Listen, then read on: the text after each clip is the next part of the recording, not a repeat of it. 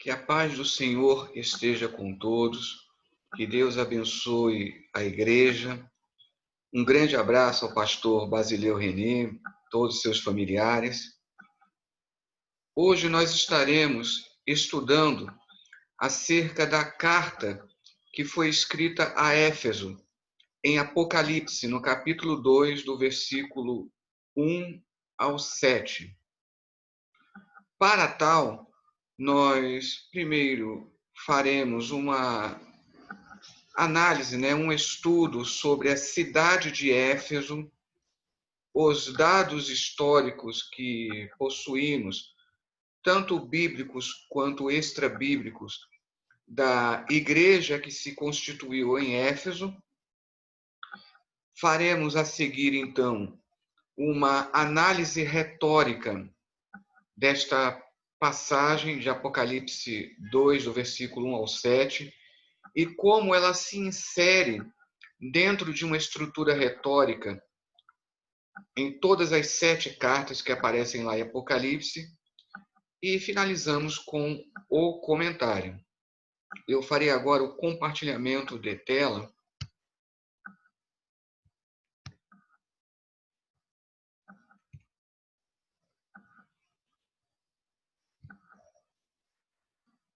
Nós temos, então, a carta a Éfeso, primeiro falando da cidade de Éfeso.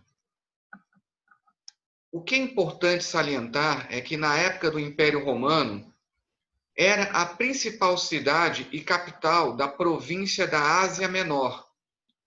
É o que hoje nós chamamos de Turquia, o que constitui hoje a Turquia. Tendo recebido o título de primeira ou principal e maior metrópole da Ásia. Após a cidade de Éfeso, vinham as cidades de Esmirna, com quem mantinha grande rivalidade, e Pérgamo. E é só lembrar que lá em Apocalipse são justamente as 2 cartas que vêm na sequência, a Esmirna e a Pérgamo. E ela era também famosa por possuir o templo de Ártemis, também conhecido como Diana, uma das 7 maravilhas do mundo antigo. Essa questão aqui dos 2 nomes, apenas lembrar que havia uma simbiose entre as culturas e, consequentemente, entre as religiões gregas e romanas.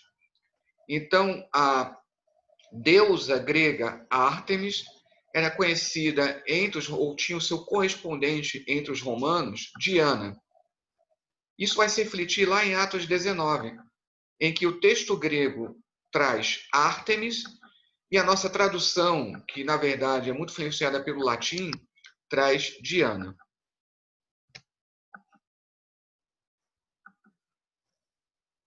E tornou-se um importante centro do cristianismo nos primeiros séculos. A partir de Atos 18, 24, está intimamente associada ao ministério de Paulo. Só para que os irmãos vejam aqui, vamos fazer essa citação, vamos ver essa citação. Atos 18, 24, quando nos diz assim: e chegou a Éfeso um certo judeu chamado Apolo, que era justamente natural de Alexandria, varão eloquente e poderoso nas Escrituras. Este era instruído no caminho do Senhor, fervoroso de espírito, falava e ensinava diligentemente as coisas do Senhor, conhecendo somente o batismo de João. Ele começou a falar ousadamente na sinagoga, quando ouviram Priscila e Áquila, o levaram consigo e lhe declararam mais pontualmente o caminho de Deus. Querendo ele passar a Acaia, o animaram os irmãos e escreveram os discípulos que o recebessem, o qual, tendo chegado, aproveitou muito aos que pela graça criam. Porque com grande veemência convencia publicamente os judeus, mostrando pelas Escrituras que Jesus era o Cristo. E aí, no capítulo 19, e sucedeu que, enquanto Apolo estava em Corinto, Paulo, tendo passado por todas as regiões superiores, chegou a Éfeso. E achando ali alguns discípulos, e então a narrativa ela prossegue. E você pode perceber a importância de Éfeso no ministério de Paulo pelo fato dos capítulos que são dedicados. Praticamente 2 capítulos. Nós temos aqui no capítulo 19 a menção desses que não conheciam só conheciam o batismo de João. Depois você tem, durante 3 meses, ele pregando, realizando maravilhas. Você tem um episódio daqueles exorcistas judeus, que eram 7 filhos de Seva. Depois você tem o episódio mais conhecido nesse capítulo, que é o alvoroço que acontece justamente no templo de Ártemis, ou Diana, como aparecem nas nossas Bíblias. E o texto de Atos, ele se prende durante muito tempo a esse relato, porque o templo de Ártemis, ele era considerado uma das 7 maravilhas do mundo antigo e era, consequentemente, o principal ou um dos principais centros de adoração na antiguidade.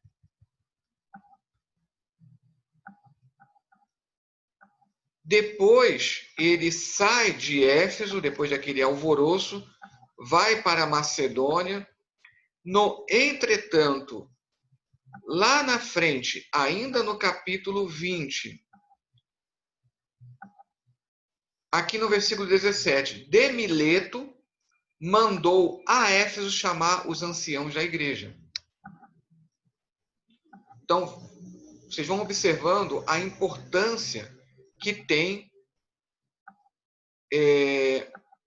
esse ministério de Paulo relacionado com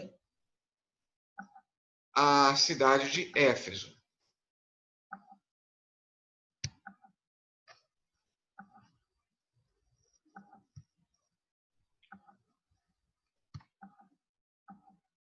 Voltando agora aqui,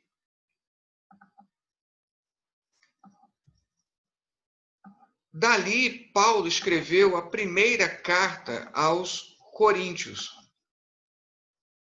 onde atesta que lutou contra bestas. É interessante também ler essa citação. 1 Coríntios, no capítulo 15, versículo 32,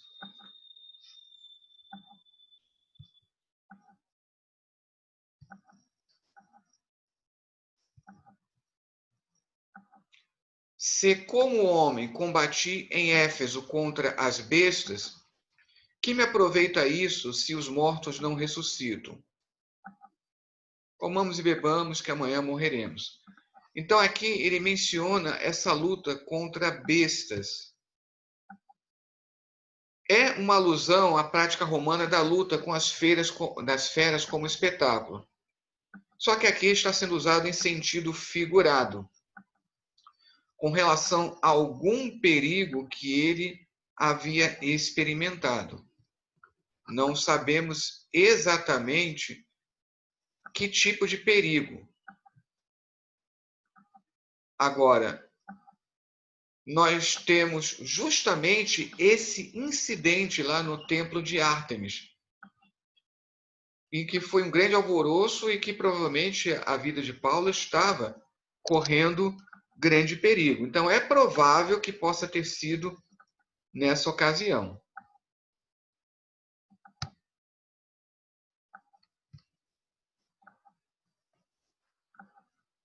Um outro detalhe, isso você não percebe pelo texto bíblico diretamente.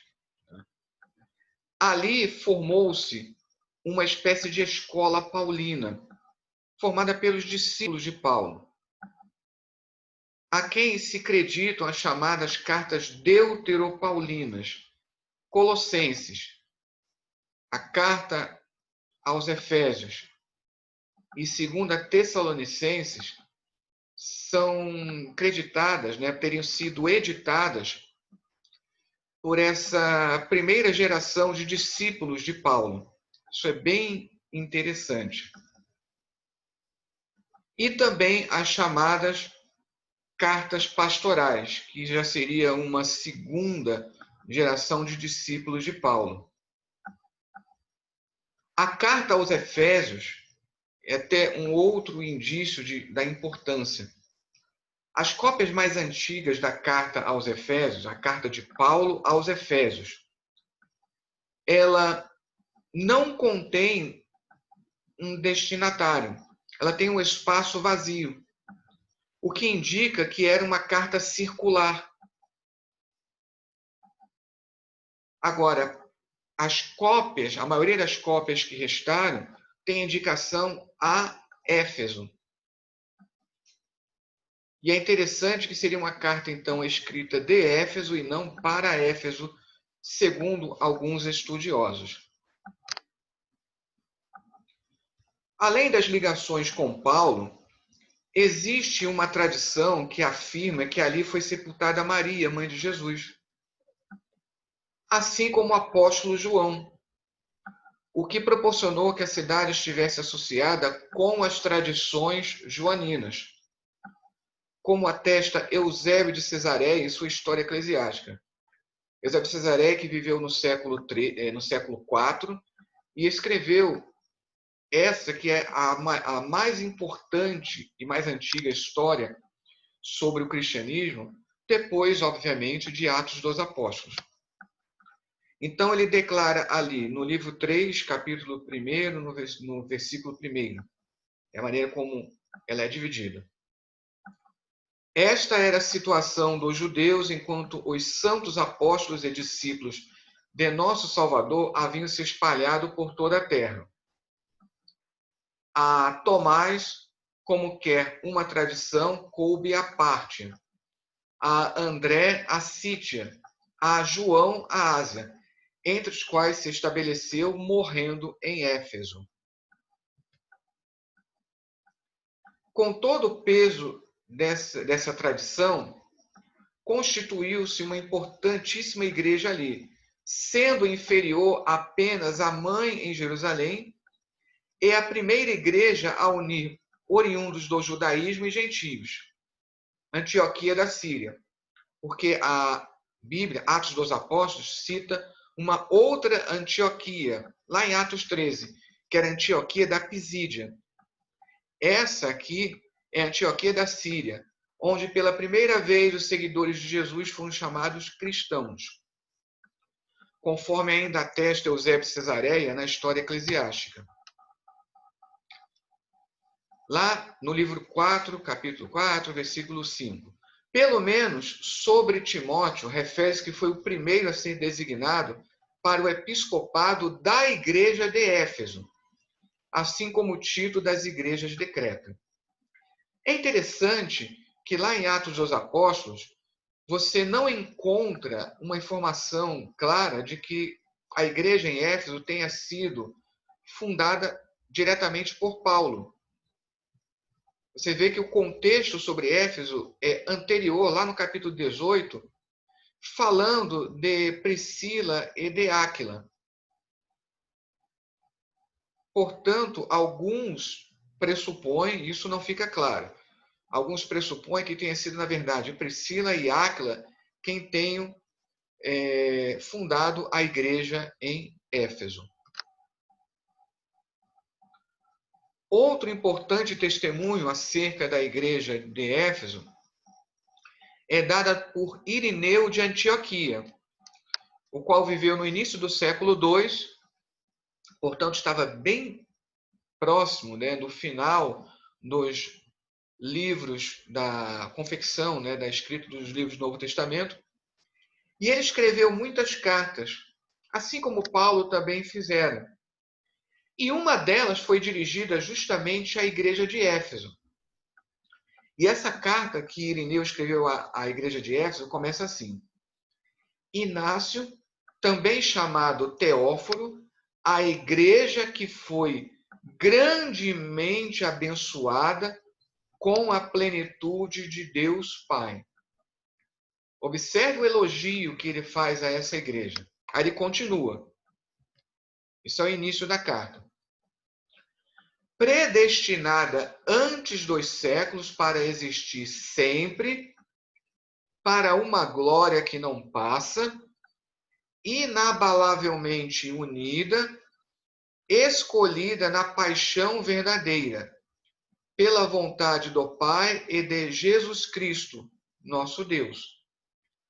A igreja digna de ser chamada feliz, que está em Éfeso, na Ásia, as melhores saudações em Jesus Cristo e numa alegria irrepreensível. Então, observe como ele vai fazendo rasgados elogios à igreja em Éfeso.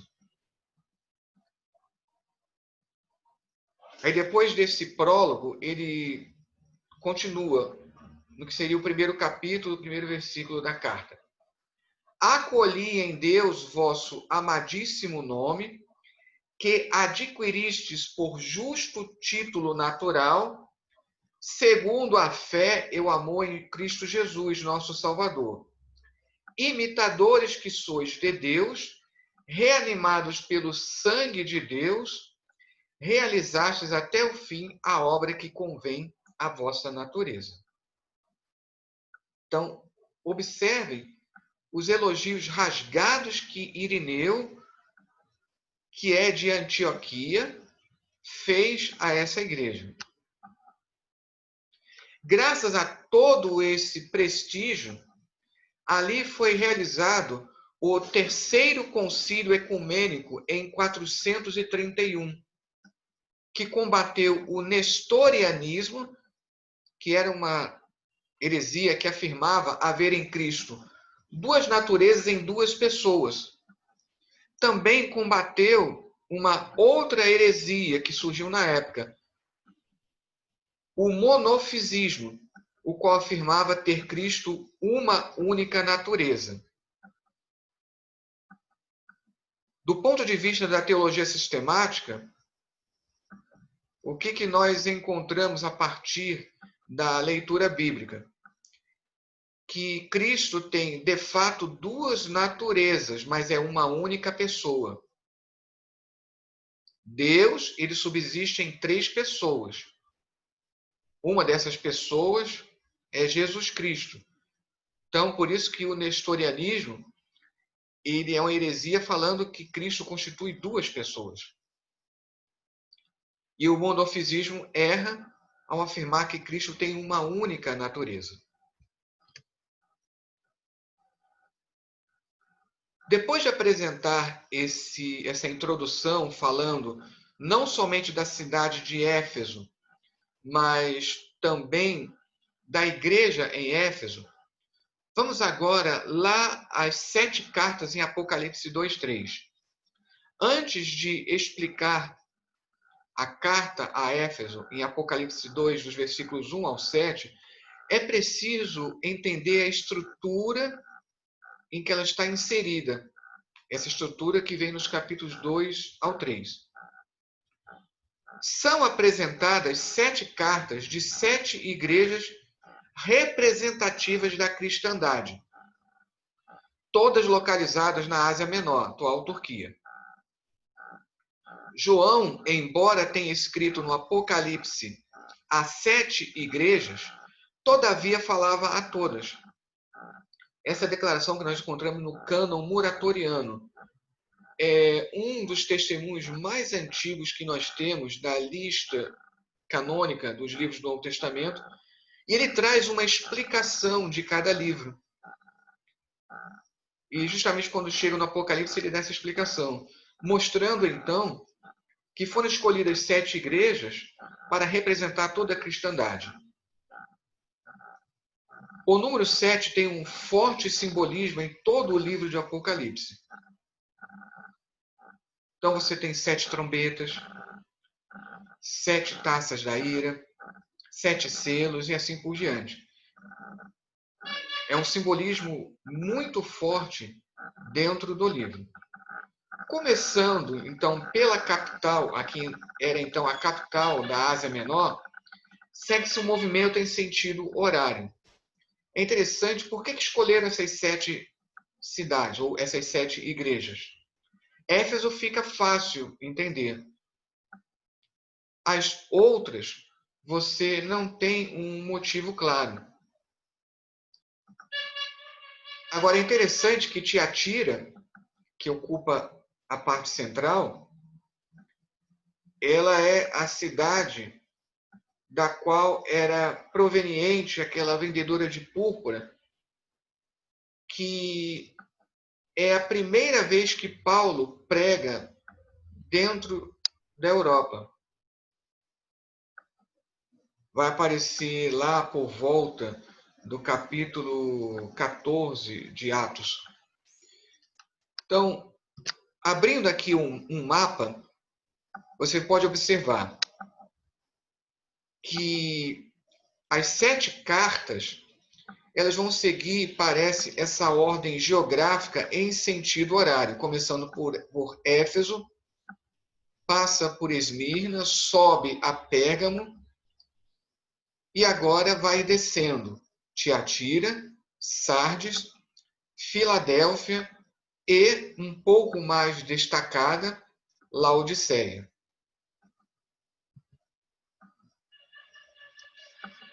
As 7 cartas simulam os decretos imperiais. Isso é bem interessante. Com o uso clássico de Tade Legem. Isso diz, ou estas coisas diz, que na época já havia caído em desuso no grego koiné. Basta lembrar aqui rapidamente, o grego ele é dividido em vários tipos. Você tem o grego clássico, que por sua vez tem o grego eônico, o jônio, o dórico, o ático. Geralmente, quando se fala de grego clássico, se pensa mais no grego ático, que era o grego falado em Atenas. E como a maioria dos pensadores, filósofos, eram de Atenas, então por isso que o grego ático ele ficou mais associado ao grego clássico. Mas, por exemplo, as obras de Homero, as famosas obras de Homero, a Ilíada e a Odisseia, não foram escritas no grego ático, e sim nos outros tipos de grego. E a partir das conquistas de Alexandre, você tem esse grego popular, que é o grego koiné. Esse é o grego falado na época de Jesus. E foi nele que se escreveu o Novo Testamento.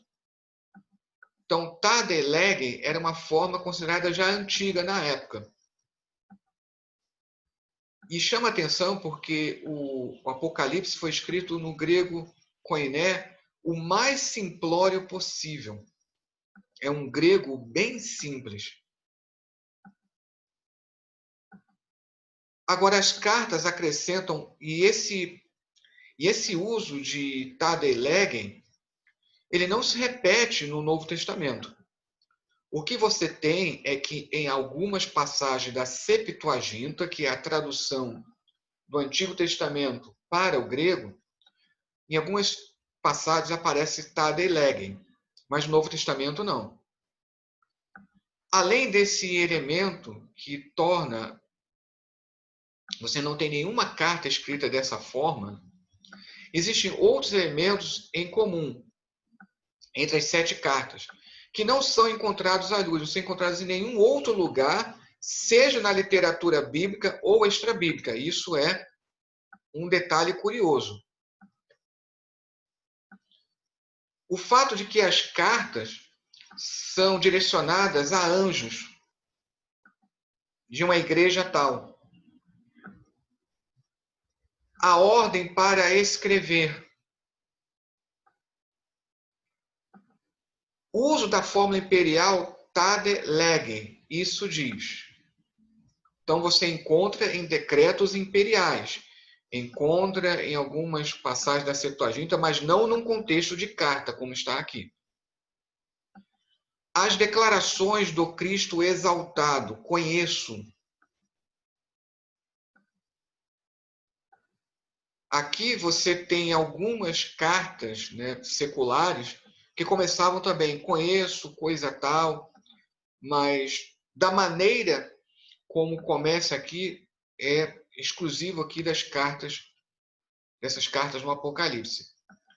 A fórmula de proclamação, quem tem ouvidos, vamos ver mais à frente que ela tem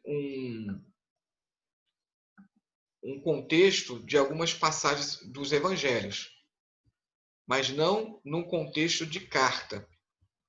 E a promessa ao vencedor. Além do aparente arranjo geográfico, ainda encontra-se um arranjo literário. Aqui já começamos a ver a questão da chamada análise retórica. A análise retórica analisa como você tem uma estruturação, repetição de um padrão de palavras, etc. e tal. Como se fosse um candelabro, há uma posição central ocupada pela carta a Tiatira, que é a mais longa de todas, que separa, então, dois grupos de três. E em cada grupo, a posição central é ocupada por cartas a igrejas que não recebem repreensões. É justamente Esmirna, lá no capítulo 2, versículo 8 ao 11, e a igreja de Filadélfia, lá no capítulo 3, no versículo 7 ao 13. Além disso, percebe-se elementos em comum entre a primeira carta do primeiro grupo, a Éfeso, que é a carta que nós estaremos estudando em pormenores, e a primeira carta do segundo grupo, a Sardes, lá no início do capítulo 3. Da mesma forma, haverá também elementos em comum entre a última carta do primeiro grupo, a Pérgamo, e a última do segundo grupo, a Laodiceia. Então você percebe esse padrão. Tiatira divide em dois grupos. A primeira carta do primeiro grupo tem correspondência com a primeira do segundo. A segunda carta, que é a central do primeiro grupo, tem correspondência com a segunda carta do segundo grupo. E a terceira carta do primeiro grupo tem uma equivalência com a carta do segundo grupo. Ou seja, entre as cartas a Éfeso e a Sardes, quais são os elementos comuns? A menção de 7 estrelas, capítulo 2, versículo 1 e 3, 1. A menção de lembra-te e arrepende-te. E a menção a tens contudo. Existe ainda correspondência com a última carta desse primeiro grupo. Entre as cartas a Éfeso e a Pérgamo, tenho, porém, contra ti, e a menção aos nicolaítas. Quais seriam os elementos em comum entre as cartas a Esmirna e a Filadélfia e entre as cartas a Pérgamo e a Laodiceia? As cartas a Esmirna e a Filadélfia, além de não conterem reprimendas, possuem em comum a menção daqueles que a si mesmos se declaram judeus e não são, e a sinagoga de Satanás. E as cartas a Pérgamo e a Laodiceia possuem em comum a menção à testemunha fiel. Então, agora aqui, observe como fica a estrutura. É uma estrutura em escada, é uma estrutura concêntrica, ela aponta para um centro, que é ocupada pela carta a Tiatira, e divide em dois grupos que vão se equivaler como se fosse uma escada. A carta à igreja em Éfeso se equivale à carta à igreja em Sardes, que eu marquei como A e A'. A carta à igreja em Esmirna, B, equivale à carta à igreja em Filadélfia, B'. E a carta à igreja em Pérgamo, C, equivale à carta à igreja em Laodiceia, C'. Passando, então, agora a uma análise da carta a Éfeso, nós vamos fazer uma análise retórica. A análise retórica é você fazer uma segmentação e perceber quais são elementos que se correspondem dentro dessa estrutura. Ao anjo da igreja em Éfeso escreve: estas coisas diz. Observe como escrever tem equivalência com dizer. Aquele que conserva as 7 estrelas na mão direita, o que anda no meio dos 7 candeeiros de ouro. Veja como há um paralelismo, é um recurso poético. É uma coisa que a análise retórica faz. Veja como 7 estrelas corresponde a 7 candeeiros. Aqui seria, então, a abertura da carta, a introdução. Aí nos versículos 2 e 3. Conheço as tuas obras, tanto o teu labor como a tua perseverança, e que não podes suportar homens maus, e que testaste os que a si mesmos se dizem apóstolos, e não são, e os achaste mentirosos. E tens perseverança, e suportaste provas por causa do meu nome, e não te cansaste. O versículo 2 e o 3, eles vão formar aqui, porque na poesia você pode ter linhas duplas ou triplas. É como se fossem aqui estrofes. E você vê que é formada aqui por 3 segmentos. Chama isso de segmento também. Pode ser estrofe ou segmento. São 3 segmentos. O primeiro segmento do versículo 2 vai corresponder ao segmento que aparece no versículo 3. Você vê que o enquadramento é formado pela palavra suportar. Tem lá suportar no início do versículo 2 e suportar no versículo 3. No meio, a análise retórica diz que sempre que você tem essa disposição, o que está no meio merece um destaque. E que testaste os que a si mesmos se dizem apóstolos e não são.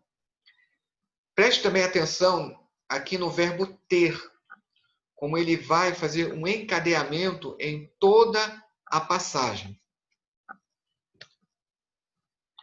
O versículo 4 agora vai se destacar como a parte central aqui na carta a Éfeso. Mas tenho, olha só o verbo ter novamente, mas tenho contra ti que o teu primeiro amor abandonaste. Agora, versículos 5 e 6. Olha, observa novamente 3 segmentos, 3 estrofes, cada uma com 3 linhas.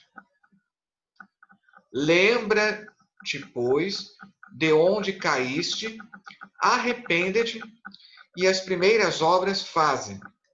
E senão venho a ti e moverei o teu candeeiro do seu lugar, caso não te arrependas. Mas isto tens, que odeias as obras dos nicolaítas, as quais eu também odeio. Observe aqui o enquadramento. Primeiras obras, lá no início do versículo 5, e as obras dos nicolaítas, lá no versículo 6.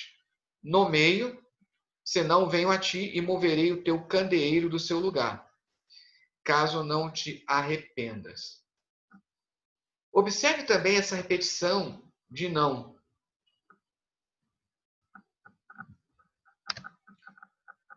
Agora termina. Quem tem ouvidos, Ouça o que o Espírito diz às igrejas.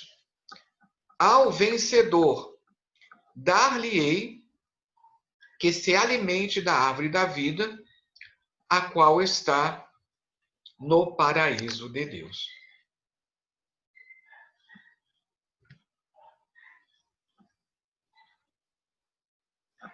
Essa carta, então, ela se divide em 5 partes.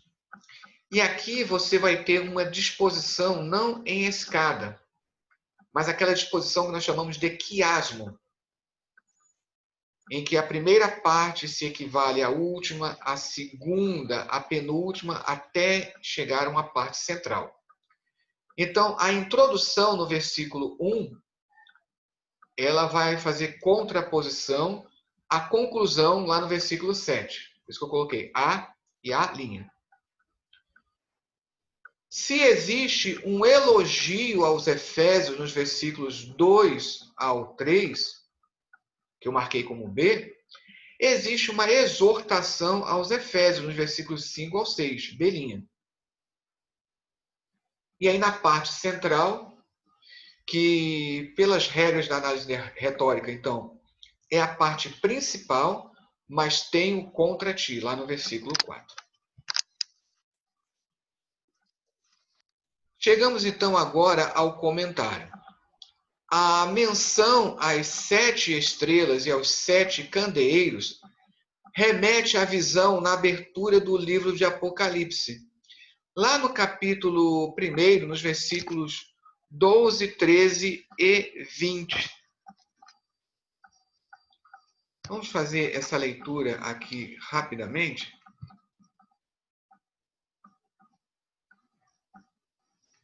Apocalipse, no capítulo 1, nos versículos 12 e 13, quando diz assim: E virei-me para ver quem falava comigo, e virando-me, vi 7 castiçais de ouro, e no meio dos 7 castiçais, um semelhante ao Filho do Homem, vestido até aos pés de uma veste comprida e cingido pelo peito com um cinto de ouro. Agora o versículo de número 20. O mistério das 7 estrelas que viste na minha destra e dos 7 castiçais de ouro. As 7 estrelas são os anjos das 7 igrejas. E os 7 castiçais que viste são as 7 igrejas.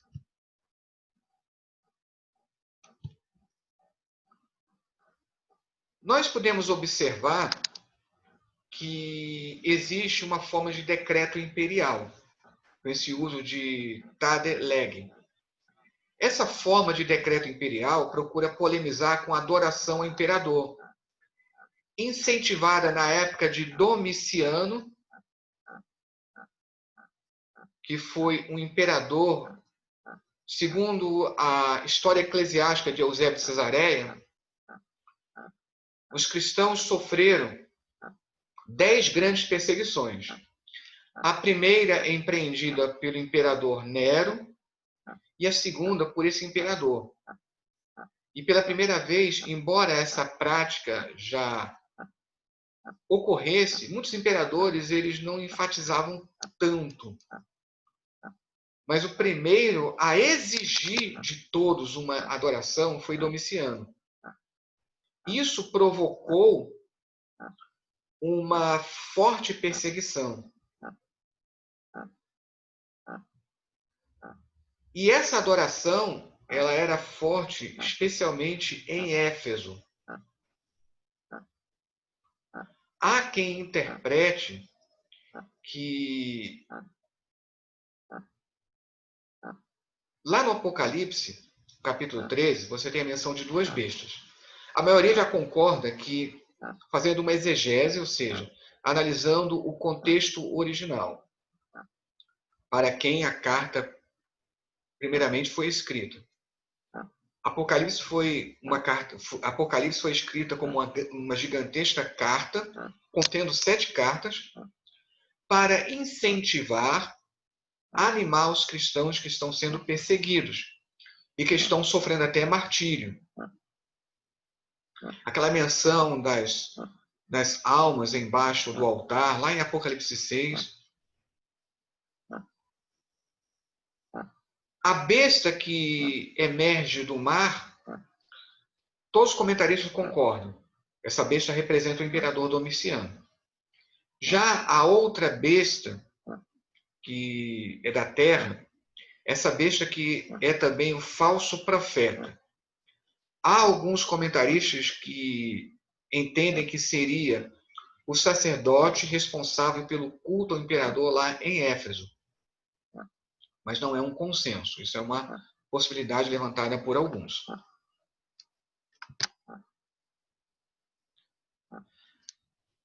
Lá no versículo 1, a menção ao anjo ou mensageiro, essa palavra grega aqui, angelos, é um tanto enigmática. Ela poderia se referir a anjos tutelares de regiões. Basta lembrarmos de Daniel 10:13.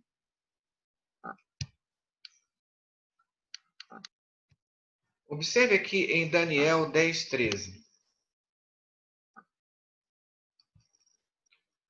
Mas o príncipe do reino da Pérsia se pôs defronte de mim 21 dias, e eis que Miguel, um dos primeiros príncipes, veio para ajudar-me. E eu fiquei ali com os reis da Pérsia. Então, aqui em Daniel, existem anjos, aqui o anjo é chamado de príncipe do reino da Pérsia, são anjos que seriam responsáveis por regiões.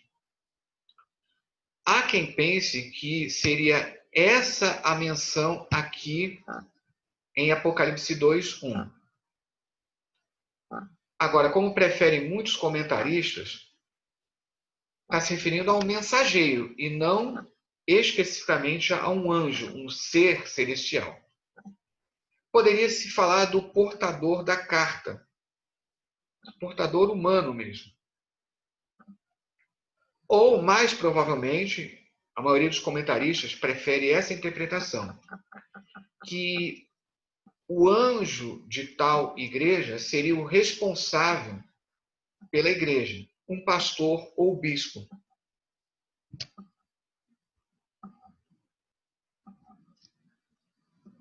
Agora, nos versículos 2 e 3, a fórmula eu sei, no grego oida, marca a transição para o assunto da carta.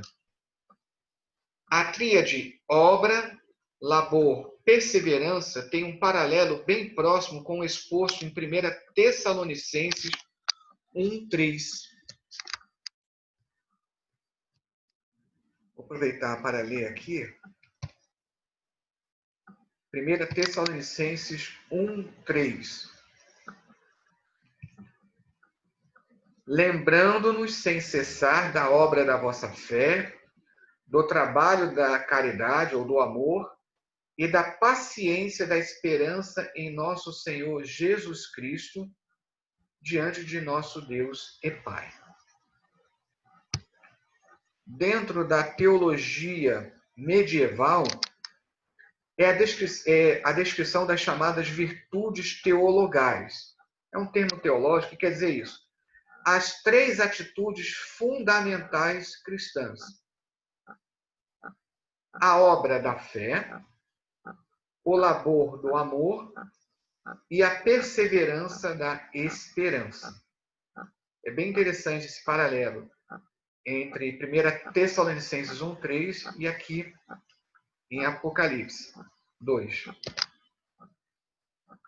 Os maus, kakoi, são idênticos tanto aos apóstolos, aqueles que se dizem apóstolos, como aos nicolaítas no versículo 6. O teste proposto tornou-se lugar comum nos primórdios do cristianismo. Aqui o texto grego fala de testar, que os efésios testaram. Esse teste se tornou comum no cristianismo. Você verá esse teste, por exemplo, lá em 1 Coríntios, no capítulo 14, 29.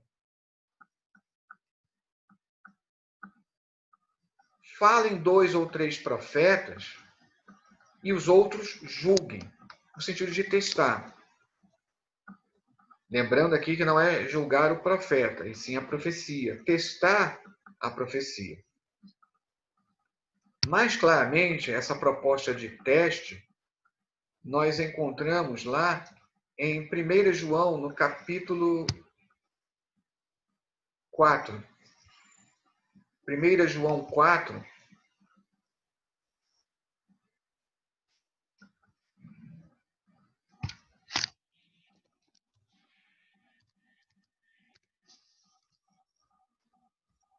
Amados, não creais em todo espírito, mas provai se os espíritos são de Deus, porque já muitos falsos profetas se têm levantado no mundo. Nisto conhecereis o Espírito de Deus. Todo espírito que confessa que Jesus Cristo veio em carne é de Deus.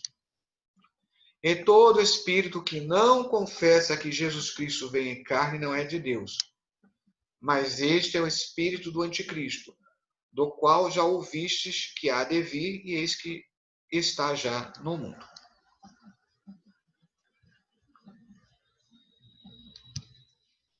Nós temos até documentos cristãos dessa época, depois de encerrado o Novo Testamento, que fala muito desses testes propostos. Esses que se dizem apóstolos seriam pregadores itinerantes, como bem declara Inácio de Antioquia em sua carta aos Efésios. Vamos citar mais uma vez essa carta que Inácio escreveu aos Efésios. Lá no capítulo 9 da carta diz assim: Eu soube que por aí passaram alguns, levando mau ensinamento. Vós, porém, não os deixastes semear em vosso meio, tapando os ouvidos para não receber o que eles semeiam, porque sois as pedras do templo do Pai, preparadas para a construção de Deus Pai, levantadas até o alto pela alavanca de Jesus Cristo, que é a cruz, usando a corda que é o Espírito Santo. Vossa fé é o vosso guindaste, a fé é o caminho que eleva até Deus. Ou seja, aqui está se comentando, está se fazendo referência justamente àquilo que é descrito lá em Apocalipse. O zelo, né, o cuidado que os efésios tinham e que merece um elogio, esse zelo que eles possuíam. O livro de Apocalipse tem como principal objetivo, como já dissemos, encorajar os cristãos que estão enfrentando duras perseguições e até martírio por conta de sua fé. Um paralelo bem próximo do versículo 3 encontra-se na segunda carta que Policarpo de Esmirna, o qual viveu no século II também, escreveu aos Filipenses, lá no capítulo 8 dessa carta. Nenhuma dessas cartas, né, de Inácio, de Policarpo, elas fazem parte da Bíblia, basta lembrar, são documentos cristãos. Lá no capítulo 8 da carta. Portanto, sem cessar, estejamos agarrados à nossa esperança, ao penhor de nossa justiça. Isto é, Cristo Jesus, que carregou nossos pecados em seu próprio corpo sobre o madeiro.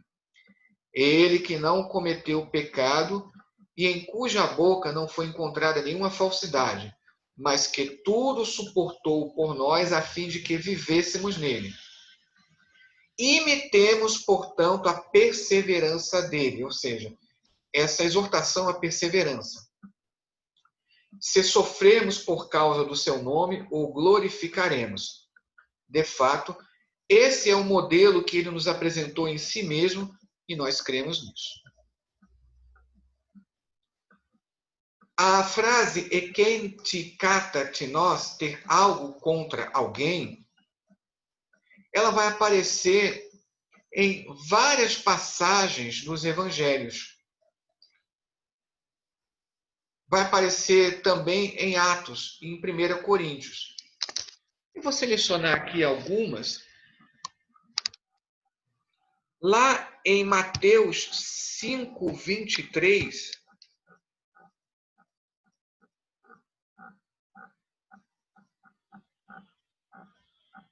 Mateus 5, 23, que nos diz assim: portanto, se trouxeres a tua oferta ao altar, e aí te lembrares do que teu irmão tem alguma coisa contra ti, é bem interessante também a menção lá em Marcos 1, 25.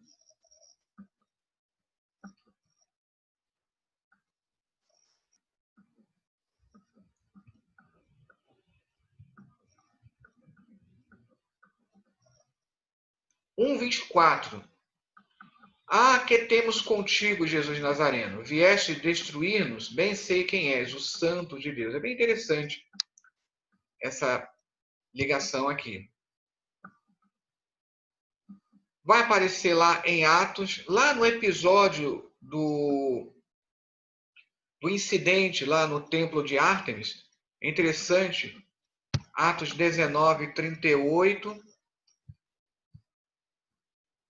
Mas se Demétrio e os artífices que estão com ele têm alguma coisa contra alguém, há audiências e há procônsules que se acusem uns aos outros.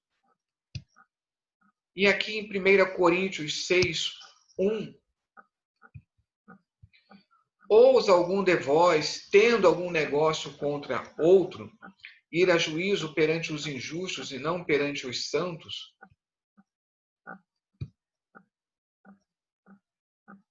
Devemos ainda observar Hebreus 6, 10 e Jeremias 2. É bem interessante isso também. Hebreus, no capítulo 6, no versículo 10,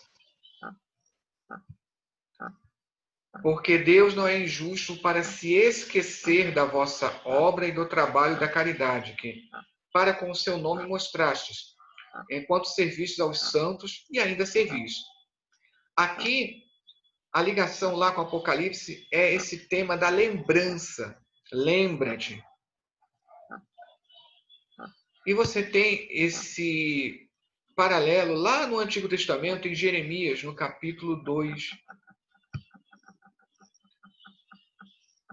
Aqui, a partir do versículo 2. E que, inclusive, é interessante que menciona a questão dos ouvidos. Jeremias 2, 2. Vai e clama aos ouvidos de Jerusalém, dizendo: assim diz o Senhor, lembra-me de ti, da beneficência da tua mocidade, do amor dos teus desposórios, quando andavas após mim no deserto, numa terra que se não semeava. Observa como tem aqui paralelos fortes com Apocalipse capítulo 2. É bem interessante essa questão. Ter algo contra alguém, portanto, evidencia que seria uma fórmula bem difundida nos primórdios do cristianismo. O tema da lembrança ocorre em contextos parenéticos, ou seja, de exortação, de pregação. Nós temos vários exemplos. Ocorre em Efésios, no capítulo 2. Efésios, capítulo 2, no versículo de número 11. Portanto, lembrai-vos de que vós, no outro tempo, éreis gentios na carne e chamados incircuncisão pelos que, na carne, se chamam circuncisão feita pela mão dos homens. Nós temos aqui 2 Pedro 3, 1, Amados, escrevo-vos agora esta segunda carta, em ambas as quais desperto, ou seja, lembro, com exortação, o vosso ânimo sincero.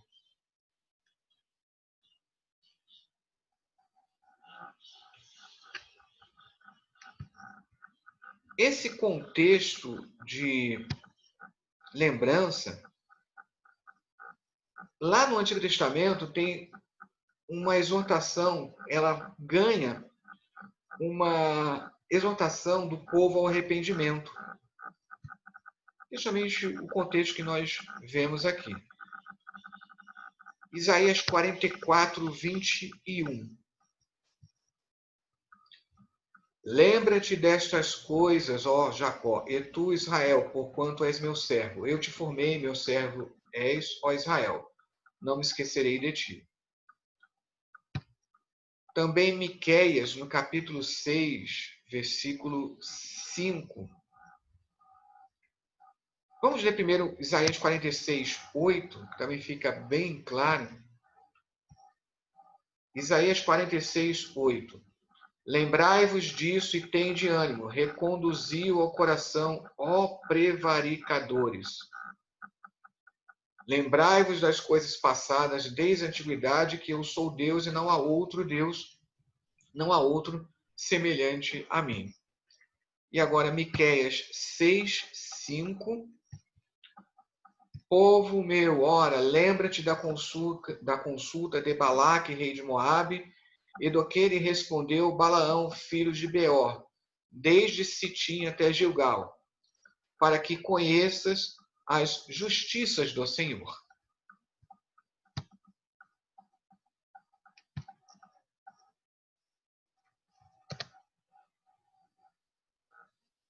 A menção do candeeiro remete a menorá, que é um típico candelabro judaico. Aquele candelabro que tem justamente 7 braços. Eventualmente você encontra um candelabro de 9 braços, mas o comum, o típico, né, é o de 7 braços.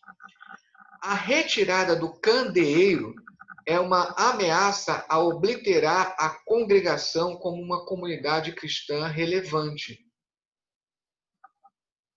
Podemos ver aqui, lá no início do estudo, como a igreja de Éfeso tinha uma importância. Mas ela foi perdendo essa importância.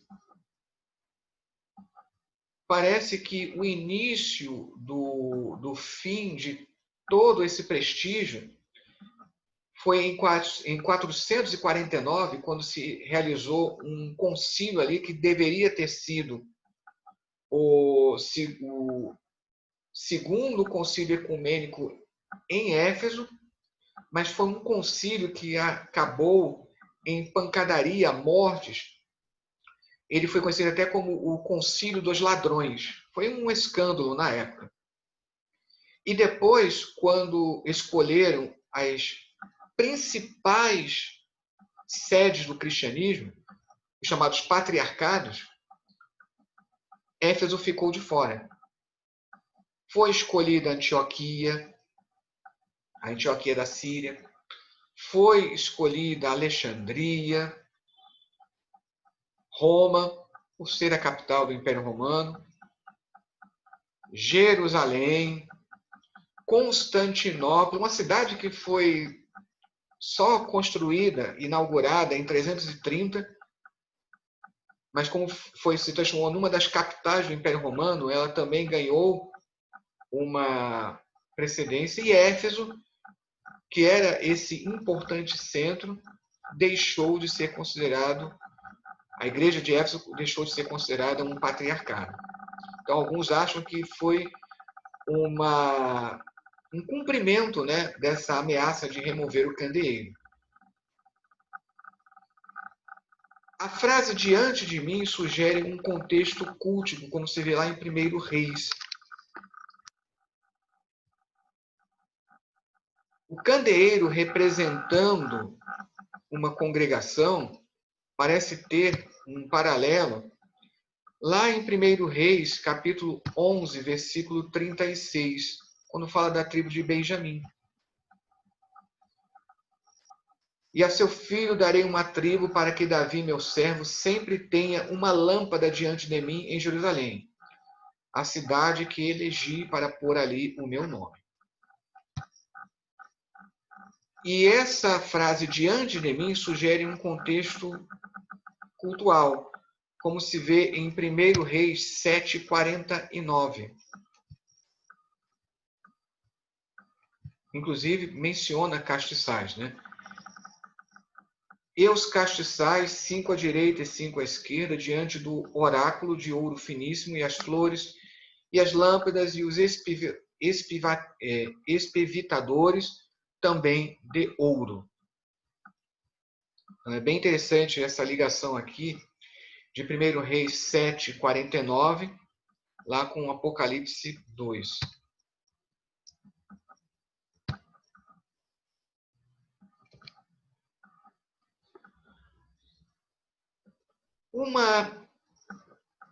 Uma grande questão que é levantada nessa carta a Éfeso, lá em Apocalipse, é essa menção dos nicolaítas, que são mencionados também na carta a Pérgamo, lá no capítulo, nos versículos 14 a 15, no capítulo 2. Lá na carta a Pérgamo, eles são associados aos ensinamentos de Balaão. E ali na carta a Pérgamo fica claro que esse ensino consistiria em comer carne previamente sacrificada a ídolos e a prática da fornicação. Esse incitamento à idolatria e à prática da fornicação você vê lá em Números. Inclusive, Flávio Joséfo diz que o incidente narrado em Números 25, ele foi proposto por Balaão para o rei Balaque. Segundo alguns, portanto, o nicolaíta seria oriundo de Nerulá, comamos. É uma expressão hebraica, né, que quer dizer comamos. Então, de Nerulá seria nicolaítas. Agora, existem outras propostas. O nome Nicolaites, no grego, seria construído de Niká mais Laon, ou seja, ele conquista o povo. Que aí teria paralelo com Balaão, no hebraico Bil'am, que é construído de Balaam mais Am, ou seja, ele destruiu ou devorou o povo. Essa é uma outra tentativa de entender que ligação existe entre os nicolaítas e Balaão. Agora, segundo a tradição, os nicolaítas seriam uma referência a Nicolau, um dos 7 escolhidos para o auxílio dos apóstolos, lá em Atos 6, no versículo 5. E nós associamos à instituição dos diáconos. Embora você possa prestar atenção, né, que não se menciona a palavra diáconos ali. Então você tem aqui, ó, Atos 6:5. E este parecer contentou a toda a multidão, e elegeram Estevão, um homem cheio de fé e do Espírito Santo, e Filipe, e Prócoro, e Nicanor, e Timão, e Pármenas, e Nicolau, prosélito de Antioquia.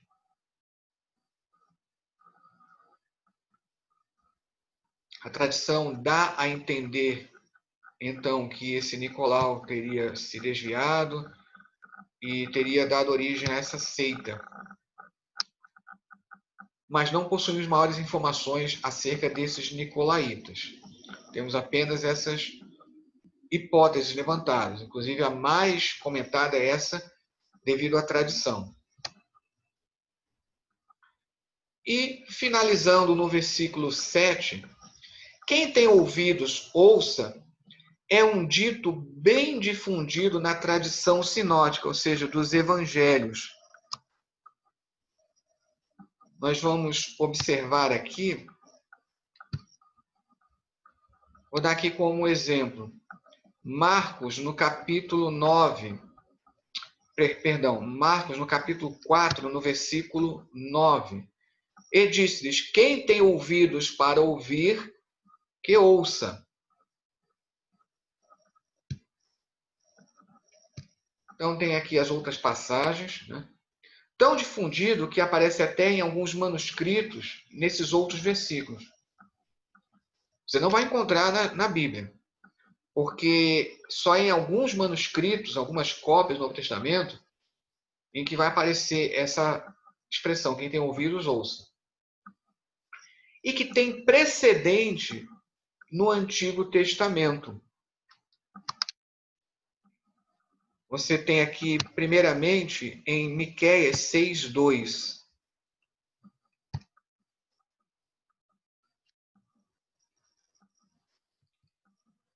Ouvi, montes, a contenda do Senhor, e vós, fortes fundamentos na terra.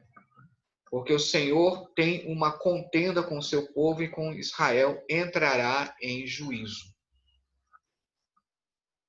Você tem também, lá em Isaías 49:1. Ouvi-me, ilhas, e escutai vós, povos de longe. O Senhor me chamou desde o ventre, desde as entranhas de minha mãe. Fez menção do meu nome.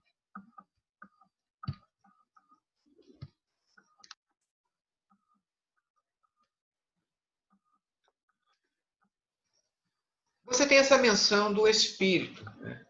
Quem tem ouvidos, ouça o que o Espírito diz às igrejas.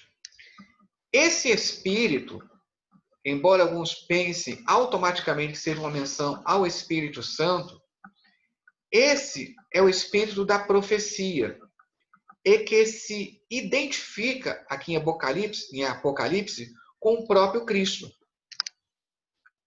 Nós percebemos isso lá em Apocalipse 19:10.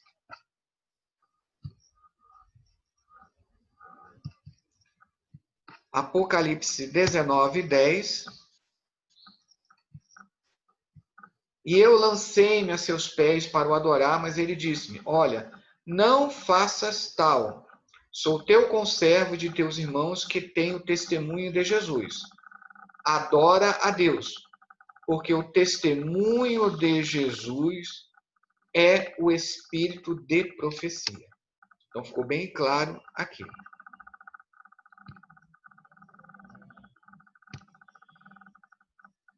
Agora, com relação à árvore da vida, ela também é descrita lá no final do livro do Apocalipse. Esta é a própria vida eterna. E, consequentemente, com os próprios crentes, como se encontra, isso é um livro apócrifo, Salmo de Salomão, 14:3. O paraíso do Senhor, as árvores da vida são seus devotos.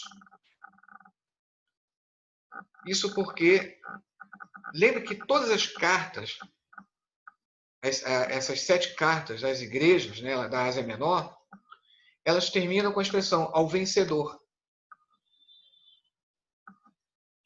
Os vencedores são os crentes fiéis, que se mantêm fiéis.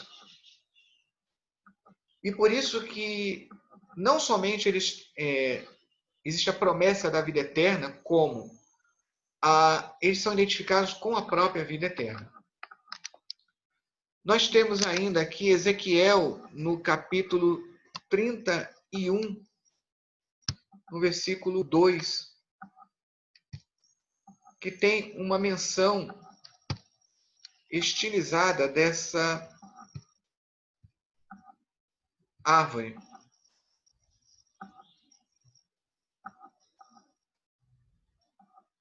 Filho do homem, dize a Faraó, rei do Egito, e a sua multidão: a quem és semelhante na tua grandeza? Eis que a Síria era um cedro no Líbano de ramos formosos, de sombrosa ramagem e de alta estatura, e seu topo estava entre os ramos espessos. É interessante como ele compara aqui Faraó e a Síria a um cedro, ou seja, a uma árvore. E a descrição, ela é de uma árvore que dá vida. É bem interessante esse paralelo aqui, embora você não consiga de imediato identificar esse paralelo com Ezequiel 31. Aqui então terminamos esta explanação acerca da carta a Éfeso lá em Apocalipse. Que Deus abençoe e que vocês possam usufruir bem deste estudo em nome de Jesus. Que Deus vos abençoe e guarde, que Deus faça crescer o rosto sobre vós, tenha misericórdia de vós, que o Senhor sobre vós eleve o seu rosto e vos dê a paz. Em nome de Jesus.